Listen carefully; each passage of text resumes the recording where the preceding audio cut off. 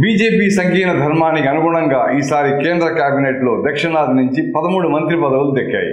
దక్షిణాది రాష్ట్రాల్లో బీజేపీ సంకీర్ణ భాగస్వామ్య పక్షాలను సంతృప్తిపరిచేందుకు ప్రధాని నరేంద్ర మోదీ నేతృత్వంలోని మంత్రి మండలిలో కర్ణాటక, ఆంధ్రప్రదేశ్, కేరళ, తెలంగాణ, తమిళనాడు రాష్ట్రాలకు చెందిన డజనుకు పైగా పార్లమెంట్ సభ్యులను చేర్చుకున్నారు.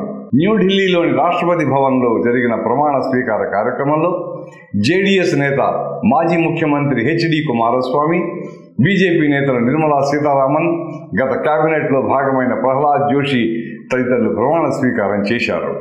అంతేకాదు, గత మోడీ ప్రభుత్వంలో కేంద్ర సహాయ మంత్రిగా ఉన్న శోభా కరంద్లాజే, రాష్ట్ర ప్రభుత్వంలో మాజీ మంత్రి వి సోమన్న ఇద్దరు ప్రమాణ స్వీకారం చేశారు.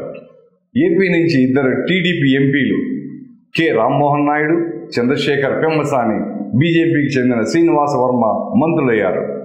కేరళ నుంచి ఆ రాష్ట్రంలో బీజేపీ లోక్సభలో ఉన్న ఏకైక ఎంపీ సురేష్ గోపి, ఆ పార్టీ సీనియర్ నేత జార్జ్ కురియన్ తొలిసారిగా మంత్రులయ్యారు.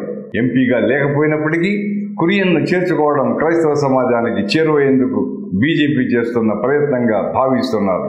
ఇక తెలంగాణ బీజేపీ నేతలు కిషన్ రెడ్డి, బండి సంజయ్ కుమార్ కూడా మంత్రులుగా ప్రమాణ స్వీకారం చేశారు. తమిళనాడు నుంచి ఎల్ మురుగన్ కొత్త ప్రభుత్వంలో రాష్ట్ర మంత్రిగా చేరారు.